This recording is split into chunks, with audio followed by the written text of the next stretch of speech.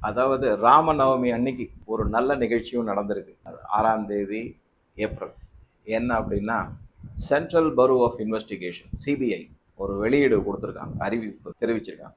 7 வழக்குகள் போடப்பட்டுள்ளது. எதை பற்றி என்ன அப்படிங்கிற டீட்டெயிலை இந்த வீடியோவில் பார்க்கலாம். 12 இடத்துல சர்ச் ஆப்ரேஷன் சோதனைகள் எல்லாம் செஞ்சுருக்காங்க. முக்கியமாக இது எங்கே நடந்திருக்கு அப்படின்னா தமிழ்நாட்டில். இந்த 7 வழக்குகளும் யார் மேலே போடப்பட்டிருக்கு அப்படின்னா குறிப்பாக ரெண்டு பேர் அவங்க ஓப்பனாகவே அந்த அறிக்கையிலே சொல்லியிருக்காங்க. அதனால நம்ம அந்த பேரை சொல்கிறது ஒன்றும் தப்பு கிடையாது. ஒன்று வைகுண்டராஜன், இவர் குவாரி மினரல்ஸ் அதெல்லாம் அந்த தொழிலில் இருக்கார். அடுத்தது இன்னொருத்தர் எம் ரமேஷ் அப்படிங்கிறவர், இவருடைய கம்பெனியும் சோதனைக்கு உள்ளாக்கியிருக்காங்க. Indian Ocean Garnet Minerals Exports Limited அப்படிங்கிற மாதிரி ஒரு கம்பெனி வச்சு. சரி, இவங்க என்ன செஞ்சாங்க அப்படின்னா பார்த்தீங்கன்னா, இவங்க பேரில் போடப்பட்டிருக்கக்கூடிய மிக மிக முக்கியமான வழக்கு என்ன அப்படின்னா, கடற்கரையில் இருக்கிற மணலை அள்ளி வெளிநாட்டுக்கு எக்ஸ்போர்ட் பண்ணியிருக்காங்க. ஏற்றுமதி செஞ்சு கொள்ளை லாபம் பார்த்துருக்காங்க. இதுக்கு அனுமதி இருக்கான்னா இல்லை அப்படிங்கிறது தான். இது எந்தெந்த மாவட்டங்களில் வருது அப்படின்னு பார்த்தீங்கன்னா, தூத்துக்குடி, கன்னியாகுமரி, அதை சுற்றி இருக்கிற இடங்கள், இந்த மாவட்டங்கள் மற்றும் அதை சுற்றி இருக்கிற இடங்கள். இதில் என்ன சார் ரொம்ப இம்பார்ட்டன்ட்டு அப்படின்னு பார்த்தீங்கன்னா, இந்த தூத்துக்குடி, கன்னியாகுமரி மாவட்டங்களில் இருக்கக்கூடிய கடல் மணல் இருக்கு இல்லைங்களா, அதில் மோனோசைட் மற்றும் தோரியம் அப்படிங்கிற அது ரொம்ப நல்ல அடர்த்தியான ரிச் அப்படின்னு சொல்லுவாங்கள்ல, அந்த மாதிரி இருக்கு.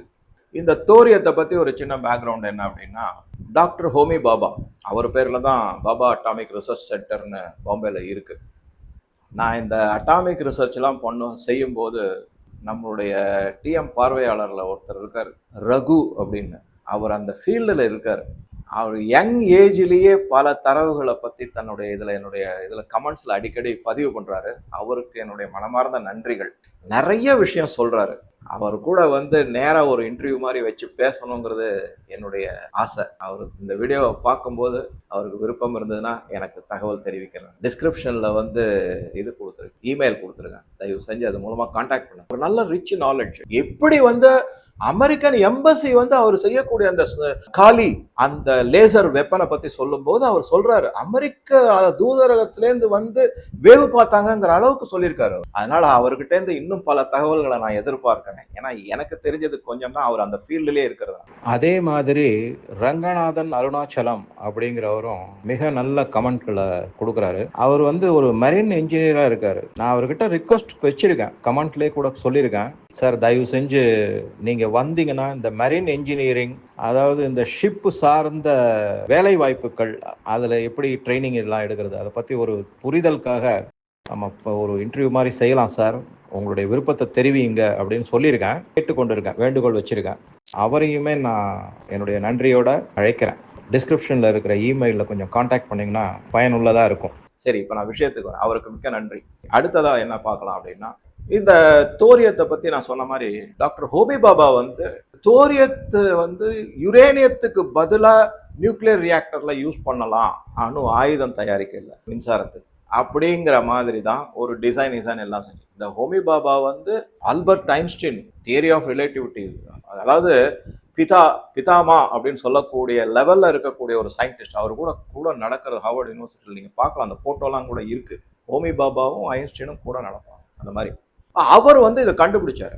இதை கண்டுபிடிச்ச உடனே என்ன ஆயிடுச்சு அப்படின்னா, இதை பேஸ் பண்ணி நியூக்ளியர் டெக்னாலஜி இன்னும் கொஞ்சம் கொண்டு வரத்துக்கு அப்ப இருந்த சோவியத் யூனியனுடைய தேவை உதவிக்காக லால் பகதூர் சாஸ்திரி டாஷ்கண்டுக்கு போனார். இதை கண்டுபிடிச்சிட்டாங்க. இதை மோப்பம் பிடிச்சி லால் பகதூர் சாஸ்திரி மர்மமான முறையில் இறந்தார். இன்னி வரைக்கும் அதை பற்றின உண்மை என்னங்கிறது தெரியல. டாஷ்கண்ட் ஃபைல் அப்படின்னு ஒரு படம் வந்திருக்கு, அதை பார்த்தீங்கன்னா ஓரளவுக்கு புரியும். சரி, அடுத்ததா வந்தீங்கன்னா, இதே மாதிரி ஹோமி பாபாவும் ஒரு விமான விபத்துல இறந்து போனார். மிஸ்டீரியஸ் அப்படின்வாங்களா, அந்த மாதிரி தான் இது நடந்து. இதுக்கு பின்புலம் பார்த்தீங்கன்னாக்கா இன்னும் கொஞ்சம் நல்லாவே ஒரு சின்ன இப்போதான் ரிலீஸ் பண்ணியிருக்காங்க. அமெரிக்க அரசாங்கம் இப்போ ட்ரம்ப் கீழே வந்த உடனே கிளாசிஃபைடு இன்ஃபர்மேஷன்ங்கிறத எல்லாத்தையும் இப்போ எடுத்திருக்காங்க. அதுவும் குறிப்பாக ஜான் எஃப் கெனடியினுடைய கொலையை பற்றி எடுத்திருக்காங்க. அதுல முக்கியமான காரணம் என்ன அப்படின்னா, ஜான் எஃப் கெனடி இஸ்ரேலுக்கு நியூக்ஸ் அப்படின்னு சொல்லக்கூடிய அணு ஆயுதங்கள், அதனுடைய தயாரிப்பு, இது எல்லாமே அதை கொடுக்கறதுக்கு மறுத்தாராம். இதுதான் as per the classified information. அதை மறுத்திருக்காரு.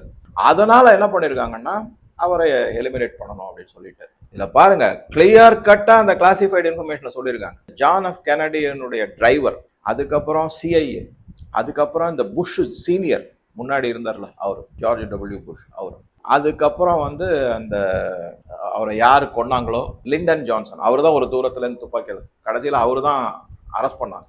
இவங்க எல்லாம் கூட்டா சேர்ந்து தான் ஜான் எஃப் கெனடியை கொண்டு இருக்காங்க. இந்த நியூக்ளியர் விஷயத்தினாலதான் இது. திருப்பியும் பாருங்க எங்க வந்து நிக்குது, அணு ஆயுதம், அணு உலைகள், இதை பத்தி தான். அதை வந்து இஸ்ரேலுக்கு கொடுக்க கூடாது தடுத்த போது அவர் கொல்லப்பட்டார்.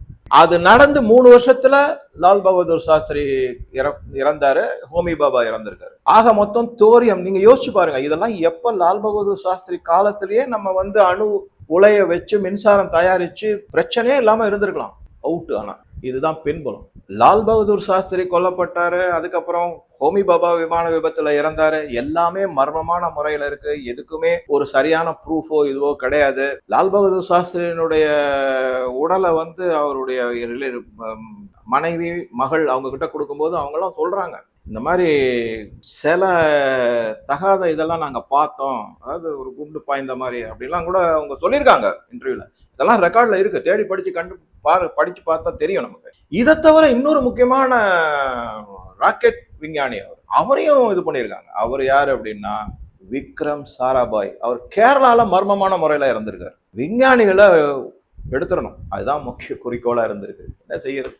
இந்த தோரியம் வந்து நான் சொன்ன மாதிரி இந்த கடற்கரையில மிக அதிக அளவுல இருக்கு, நம்பர் 1. 2வது வந்து இதே தோரியம் வந்து இந்த ராமசேத்துன்னு சொல்றாங்கல்ல, அந்த இடத்துலயே நிறைய டெபாசிட் இருக்கு அப்படிங்கிறாங்க. இதனாலதான் சைனா திருட்டுத்தனமா, நம்ம எல்லாம் நினைச்சுக்கிட்டு இருக்கோம் ஏதோ ஹம்பன் தோட்டால வந்து அவங்க இதுக்கு போர்ட் கட்டிட்டாங்க, அதுக்கப்புறம் துறைமுகம் கட்டிட்டு அதை லீஸுக்கு எடுத்துட்டாங்க. காரணம் வந்து இதுதான் மெயின், தோரியத்தை எடுக்கணும், சைனா எடுத்துட்டு போகணும். அதுக்காக அவங்க என்ன செஞ்சாங்கன்னா, நீங்க நல்லா யோசிச்சு பாருங்க, இத வந்து ஒரு ஹெரிட்டேஜ் ஏன்ஷியன் மான்யூமெண்ட் அப்படிங்கிற இதுல கொண்டு வரதுக்கு பார்த்தாங்க. இது வரைக்கும் அனௌன்ஸ் பண்ணல, அதுல கொண்டு வரணும்னு பார்த்தோம். இது யாரோட உதவியா செஞ்சாங்கன்னா, தமிழ்நாட்டில இருந்து ஒரு தமிழர் தான், ஒரு எம்பி, ராஜ்யசபா எம்பியா பாஜக தான், இன்னும் பாஜக தான் ஒட்டிக்கிட்டு இருக்காரு. அவரை வந்து அவங்க வெளியே போன்னு சொல்லாத கூட, ஆனா அவருடைய தகுடுதல் இதை எப்படியாவது அறிவிக்கணும், இதை வந்து மான்யூமெண்டா அறிவிக்கணும், ஹெரிட்டேஜ்ல இதுவா அறிவிக்கணும்னு சொல்லிட்டு சுப்ரீம் கோர்ட்ல கேஸ் போட்டார். நல்ல வேளை மோடி அரசு ஒரு மாதிரி அதை பெடல் பண்ணி இது பண்ணி ஜம்முன்னு அழகா எடுத்து தடுத்துட்டாங்க, அறிவிக்க கூடாது. எதனால? இப்ப அதை அறிவிச்சிட்டீங்கன்னா, எந்த ஏன்ஷியன் மான்யூமெண்ட் ஹெரிட்டேஜ் ப்ராப்பர்ட்டி அப்படின்னு வந்துருச்சுன்னா அது மேல எந்த கையும் வைக்க முடியாது, நீங்க ஒண்ணுமே செய்ய முடியாது. ராமசேதுவுக்கு கீழே வந்து உங்களுக்கு தோரியம் டெபாசிட் இருக்கு, இந்தியா எடுக்கவே முடியாது. ஆனா சைனா எடுக்கும். எப்படி? இலங்கையினுடைய உதவி மூலமா அந்த பக்கத்துல இருந்து தோண்டிக்கிட்டே வருவாங்க, அதை யாரும் கேட்கவும் முடியாது. கேட்டா இலங்கை கடற்படை, நாங்க சும்மா ரோந்துக்கு வந்தோம்னா இவன் அள்ளிக்கிட்டு இருப்பான், அப்படியே கொண்டு போயிடுவாங்க. அது தடுக்கப்பட்டது ஒரு வழியா இலங்கைக்கு. அதனால சைனா என்ன பண்ணுச்சு அப்படின்னா, வழக்கம் போல உங்களுடைய நண்பர்கள் இங்க இருக்காங்க இல்லையா, டெல்லியிலயும் இருக்காங்க, தமிழ்நாட்டிலயும் இருக்காங்க. அப்பதான் சைனீஸ் கொடியை பறக்க விட்டோமே இதுவும் போது, அதனால இருக்காங்க. அவங்க மூலமா வந்து இந்த மணலை ஏற்றணும். நீங்க எல்லாம் நம்ப மாட்டீங்க, 1,00,000 கோடி அதுக்கு மேல. சில பேர் சொல்றாங்களா, அதெல்லாம் 1,00,000 கோடிலாம் இல்ல சார், 2 லட்சம் 3 லட்சம் கோடி ரூபாய் மதிப்புள்ள கொள்ளை அடிச்சிருக்காங்க, அப்படியே ஏற்றுமதி செஞ்சிருக்காங்க. இந்த இடத்துலதான் நம்ம குறிப்பா எதை கவனிக்கிறோம்னா, இவங்க மேல போடப்பட்ட வழக்குல அட்டாமிக் எனர்ஜி ஆக்ட், அந்த ஆக்டுக்கு கீழே இந்த வழக்குகள்லாம் தொடரப்பட்டிருக்கு. ரொம்ப கஷ்டம் தப்பிக்கிறதெல்லாம். அட்டாமிக் எனர்ஜி ஆக்ட் வந்து நாட்டினுடைய பாதுகாப்பு சார்ந்தது. இவங்க பாட்டுக்க மணலை, பீச் மணலை எடுத்து எடுத்து எடுத்து எக்ஸ்போர்ட் பண்ணியிருக்காங்க. யாருக்கு எக்ஸ்போர்ட் பண்ணாங்க, என்ன எக்ஸ்போர்ட் பண்ணாங்க, ஒண்ணு இனிமேதான் எல்லாம் வரும். ஸோ இப்ப இந்த மாதிரி நடந்திருக்கு. ஸோ ஆக நமக்கு எல்லாம் என்ன தெரிய வருதுன்னா, இந்தியா எக்கெடு கெட்டா போகணும், பரவாயில்ல, இந்திய நாடு எப்படி வேணா போட்டோம், நம்ம பணம் சம்பாதிச்சா சரி, பதவியில இருந்தா சரி. இப்போ வசமா மாட்டிட்டு இருக்காங்க. இதுல இன்னொரு லேட்டஸ்டா நான் கேள்விப்பட்டது என்னன்னா, இவங்களை அரெஸ்ட் பண்ணிருக்காங்கல்ல, இது டெல்லியில இருக்கிற ஒரு குடும்பத்தை அஃபெக்ட் ஆகும் அப்படின்னு சொல்றாங்க. அதே மாதிரி பெரிய குடும்பம், நல்ல பவர்ஃபுல் குடும்பம், அதுல ஒருத்தர் இருக்காரு, அவர் ஒரு எக்ஸ்போர்ட் கம்பெனி வச்சு நடத்திட்டு இருக்காரு. அவரை இது மிக சீரியஸா அஃபெக்ட் ஆகும் அப்படிங்கிற நியூஸ் வந்திருக்கு. அதே மாதிரி தமிழ்நாட்டில் இருக்கிற ஒரு குடும்பத்தினுடைய இதையும் ஏதோ சில எக்ஸ்போர்ட் இம்போர்ட் கம்பெனிலாம் வச்சு பண்ணியிருக்காங்க தகுடு திருத்தங்கள்லாம். அதுவும் அவங்களும் அஃபெக்ட் ஆவாங்க அப்படிங்கிறதும் வந்திருக்கு, நியூஸ் வந்திருக்கு.